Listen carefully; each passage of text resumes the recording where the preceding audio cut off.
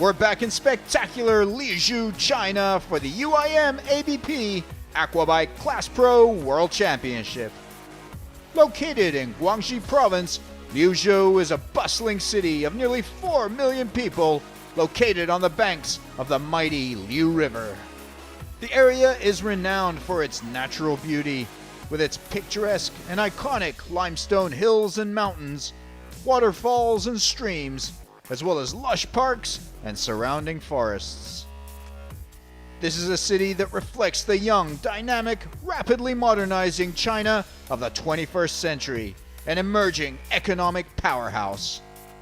As China grows, peripheral Chinese cities like Liuzhou grow with it, and a worldly, well-connected, technologically savvy, emerging young urban middle class is a testament to the power and potential of a country where old and new, past and future converge. Liuzhou is a city of contrasts.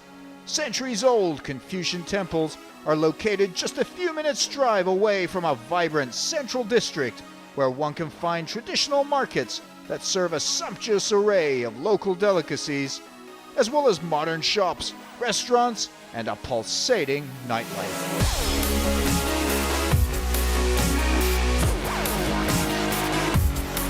The 2013 Grand Prix of China was raced at the Jinglan Water Sports Center on the Liu River as part of a week-long SGMW Aquatic Speed Festival that also includes F1 H2O racing, F4 racing, and water skiing, once again drawing crowds in by the tens of thousands in this celebration of aquatic motorsports.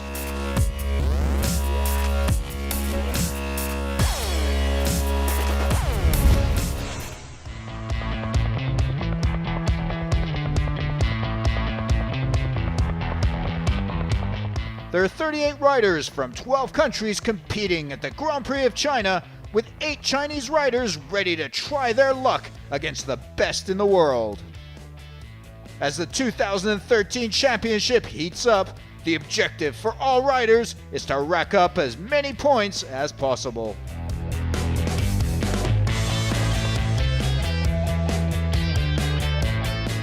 Yusuf Al-Abdul-Razak, Nacho Armias, and Rock Floriancic will be looking to defend their excellent start to the year against a talented field of racers who will be looking for ways to topple Yusuf, Nacho, and Rock.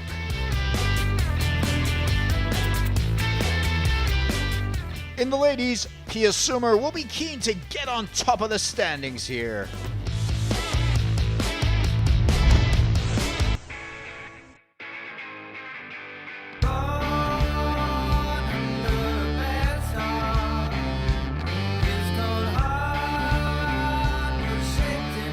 The 2013 Grand Prix of China is round 2 of the Runabout GP1 and Ski Division GP1 World Championship and round 3 of the Freestyle Division. Round 1 of the championship in Viverone, Italy, saw an indomitable Yusuf Al-Abdul-Razak of Kuwait take both heats and the overall Grand Prix title in the Blue Ribbon Runabout event. It was a disappointing Italian Grand Prix for the French favorites. 10-time world champion Cyril Lemoine couldn't put any dent into the Kuwaitis' lead, finishing runner-up in Heat 1, but was unable to finish Heat 2 out with mechanical trouble. Would he be able to find the form to beat the Kuwaiti in China? Every time when I make a start in jet ski, it's only for victory. Sometimes it will work, sometimes it doesn't work. Last race I make the pole position, I make the best lap. I try to be the same. And after you can start in the front position, it's better for the race, and I try to do my best. Lemoine's fellow Frenchman Jeremy Perez finished second overall with a third place in Heat 1 and a runner-up finish in Heat 2. He goes into China riding an upward graph and is sure to be a contender. The year did not get off to a good start for the last 2 world champions. 2011 world champion Mattia Fracasso was beset by a litany of mechanical problems, unable to post any points in either heat in Italy. He needs to score some big results if he's to keep his shot at a title in 2013 alive. Eccoci qui, siamo di nuovo qui in Cina. Here we are again in China. I love this place. I'm happy here. This is where I won the World Championship 2 years ago. I hope to repeat that. Visto anche l'ultima gara, la Prix. The last Grand Prix in Italy didn't go so well for me. I hope things are different here, and I hope we can take the trophy home. Di dare il massimo e di portare a casa anche quest'anno il titolo. Defending world champion Francois Midori hasn't been able to find the speed he's been looking for, making do with a 4th and 3rd place finish in the 2 heats in Viverone. He needs points, and he needs them bad, but an enormous obstacle stands in everyone's way: Yusuf Al Abdul Razak. He goes into round 2 in China with a maximum 50 points. It's no wonder he's brimming with confidence. I feel really good. Been training hard before this race. I had the race before in between Viverone and this race, so I'm in shape. And the only issue is my mechanic is not here, but the boat is good. Tested it, everything is good, so hopefully no issues. But it's a talent-packed field, including racers like Carujet champ Teddy Pons, last year's world number 5 Jordi Thomas Jimenez, and Swede Johan Johansson, to name a few. The crowds flocked in their thousands, as they've done every year, keen to watch the biggest, fastest, and baddest aquabikes do battle in the showcase runabout GP1. A tricky circuit awaits these riders, with a lot of slaloming that will make it hard to find room to overtake, so the start will be crucial and pole position will be a big advantage. The lucky man with pole is once again Yusuf Al Abdul Razak. Cyril Lemoine second, Jeremy Perez third on the starting grid. And just look at Abdul Razak go. He storms into the lead right from the start as Lemoine, Perez, and Pons and the rest of the field try to keep up.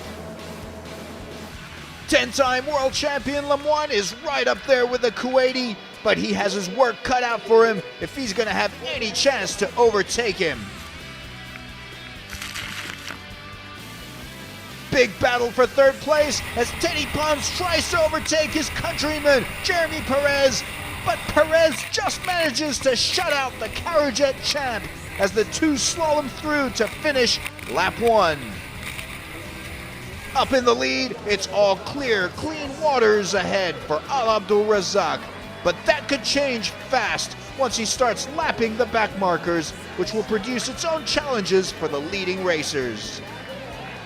The waters get choppy, there's congestion on the course, and the lead racers may find themselves having to dodge the traffic. Further back, defending world champion Francois Midori, who qualified in at 7th for the starting grid here, trying to make his way up the field, taking on number 25 Andrzej Wisniewski of Poland and number 99 Jordi Tomas Jimenez. 2011 world champion and 2013 European champion Mattia Fracasso in number 8 chases down Chinese rider Wu Ronghua as the Italian tries to climb his way up the field. He eventually catches up with Wu and passes him, making his way up to 5th position. No change in the top 4 positions. Al Abdul Razak is untouchable. Lemoine still chasing the Kuwaiti, but the gap is widening.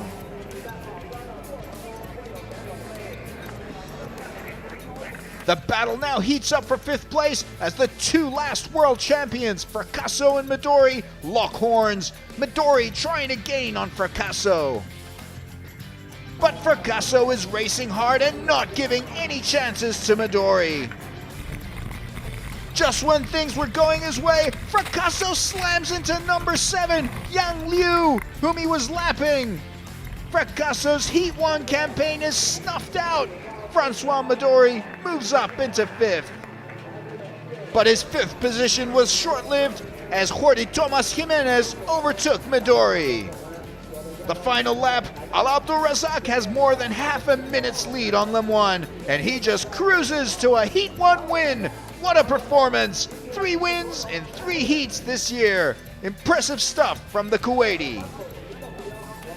Lemoine makes do with a runner-up finish, holding off his countryman Jeremy Perez, who finishes third, and Teddy Pons.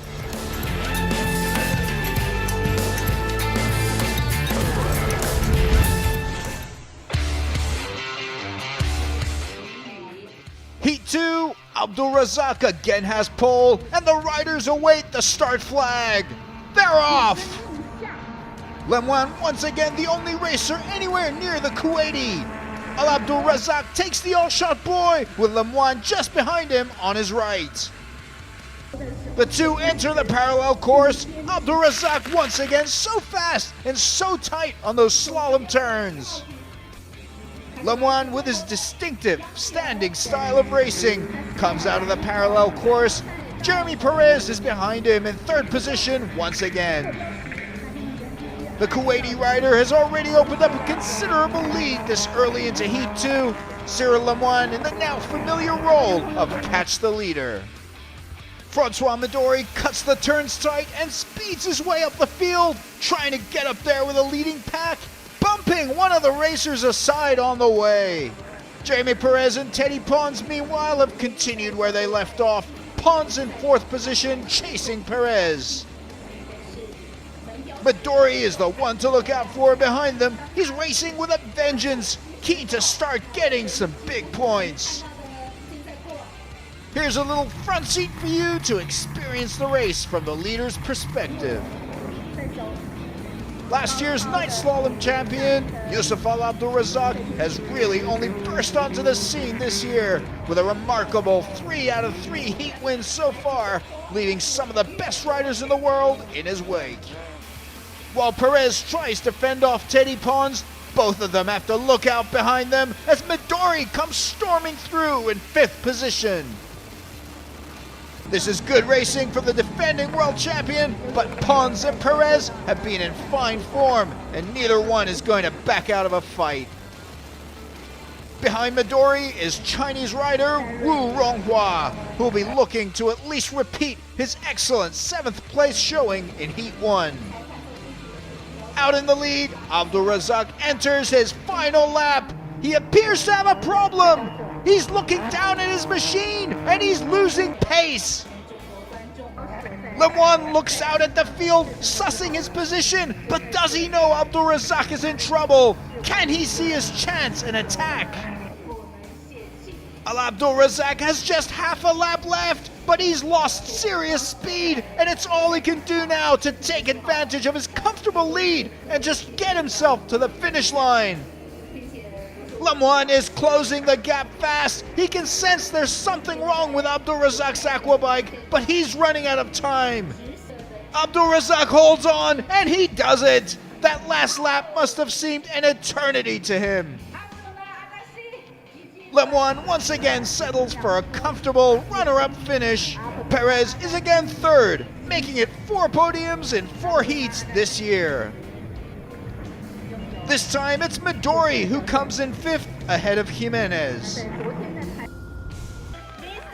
Yusuf Al Abdul Razak is the runaway overall China Grand Prix winner. Lemoine runner-up, Perez third. The Kuwaiti sits head and shoulders above all the others atop the world standings with an immaculate 100 points. Jeremy Perez is second with 68 points, Lemoine third with 60. Everything went well, and it went as planned, and I was, ahead the whole way. But the only issue was the mechanic wasn't with me, and I had an issue in the last lap. Luckily, the bike held on, and I finished first. So I'm thankful for that.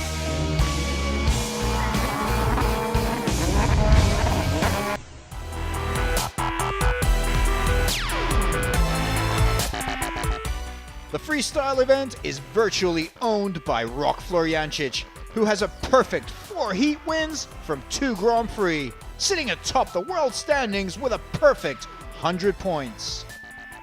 His brother and 2012 world champion Nas Florjancic is second in the standings, just ahead of Miami-based Serbian rider Alexander Petrovic.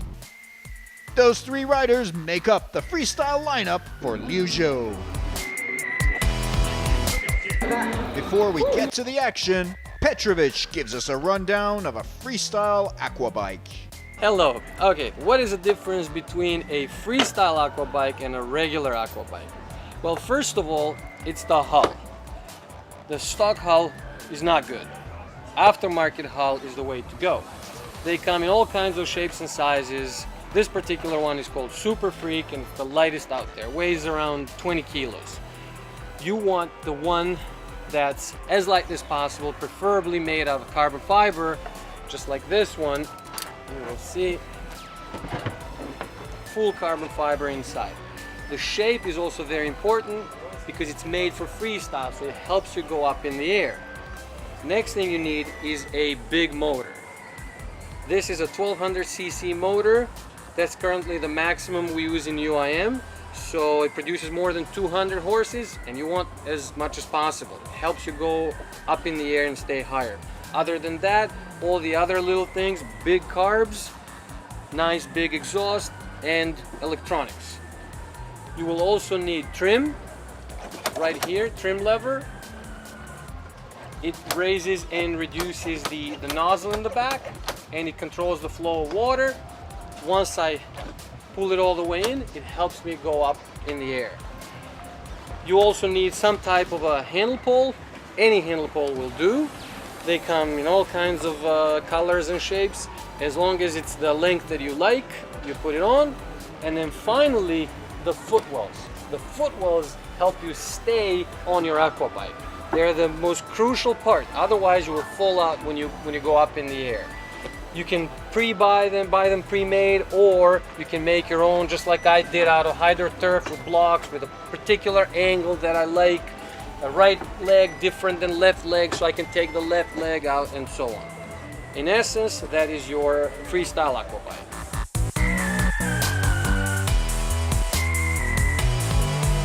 Petrovic had a great routine in both heats with some multiple backflips, 180s and 360s, topping it all off with a one-handed backflip. The Miami-based Serbian freestyle pro produced all the stops, wowing the Chinese crowds. Next up was Nas Florjancic. He wasted no time as he hurled himself into two stunning routines full of exceptional backflip, 360, barrel roll combos in an unrelenting artistic display that earned him 73 points out of 100 over the two heats, placing him just ahead of Petrovic. The last man up in both heats was Nas's brother, world standings leader Rok Florjancic, renowned as one of the best freestylers in the world. This guy's so good, all the other aquabikers from all the other categories drop what they're doing to watch him do his magic. His repertory had it all, and then some. No hand and one hand barrel rolls, 360s, 180s, 540s, and then stuff that he just invents. And he tops off both heats with so many backflips you lose count. Astounding. He gets 93.5 out of 100 points in Heat 1 and an amazing 98.5 points in Heat 2, cementing his domination of this event and delighting crowds and judges alike. Rok continues to reign supreme in the world standings with 150 points from 3 Grand Prix.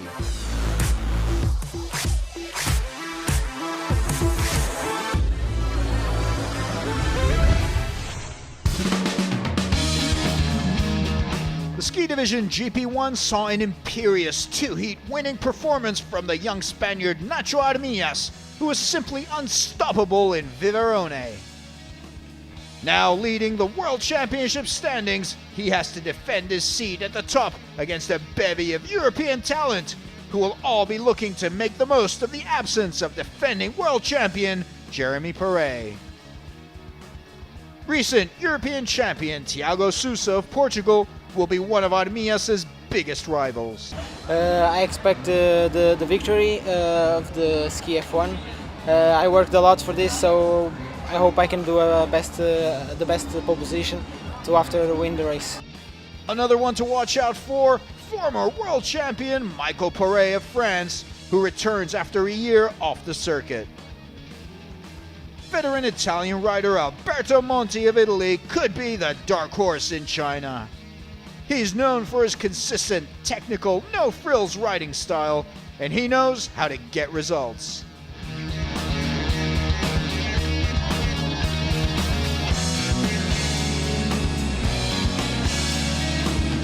In Heat 1, the pole position proved crucial as Tiago Sousa got off to a flying start ahead of Armias, Monti and Prix to get to the all-shot boy at the head of the pack. Alberto Monti overtakes Nacho Armias at the start, sending the Spaniard into third position right from the get-go. Into the alternate course, the newly crowned European champion was very fast and very tight on those turns. Alberto Monti didn't have any solutions on how to tackle Tiago.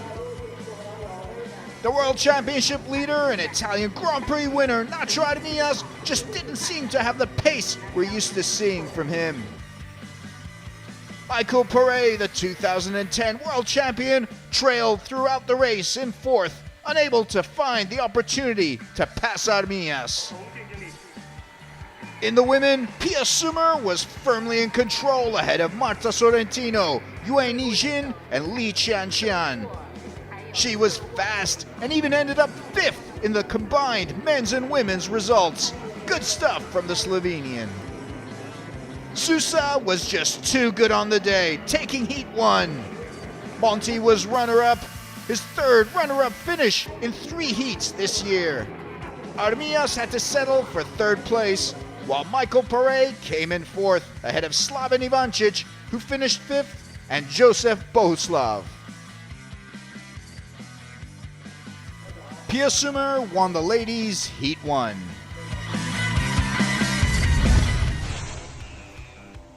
Heat 2, Tiago Sousa again in pole. And we see the start from Michael Prix's onboard camera. Sousa breaks away with Monti close by, while Armias and Prix are neck and neck. Tiago Sousa is first to the all-shot boy. Behind him, Armias takes second position from Monti. Prix fourth. Going into the alternate track, it's the same top 4 riders as Heat 1. Monti takes the track to his right, Armias the one to his left. This is going to be close as the Italian and Spaniard battle it out for second position. Sousa emerges from the alternate track firmly in the lead. Alberto Monti has got the better of Armias. Monti in second, Armias third. In the women's division, Pia Sumer is comfortably in the lead, ahead of Marta Sorrentino, Li Qianqian, and Yue Nijin. Marta Sorrentino in trouble, and she gets towed off the circuit. Tiago Sousa opens up his lead ahead of Alberto Monti, who also maintains a comfortable lead over Armias and Prix, the 4 riders basically in a race of their own. Alberto Monti has 3 runner-up finishes from all 3 races this year and looks on course for another. Those are valuable points, but does he have what it takes to win? Behind Monti, Prix trying to close in on Armias, who after his stunning performance in Viverone has really been struggling to find the speed he needs here. Armias is dropped to fourth as Michael Prix kicks it up a notch to overtake the Spaniard and move up into third place. This is really turning out to be a bad Grand Prix for Nacho. This Grand Prix has been all about Tiago Sousa, who completes a hat-trick of qualifying plus 2 heat wins, earning him a perfect 50 points. Runner-up yet again is Alberto Monti. Michael Prix uses his experience to deny Armias a podium in Heat 2. The final Grand Prix standings: Sousa supreme, Monti runner-up, Prix third thanks to that Heat 2 result. Armias makes do with fourth. And that result sees a surprise name on top of the world standings, Alberto Monti, just 1 point ahead of Armias and 14 ahead of Sousa.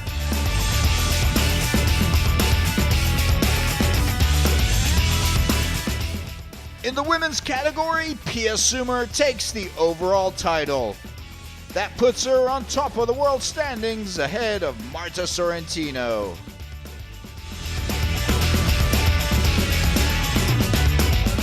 That concludes the 2013 China Grand Prix. See you in Doha, Qatar.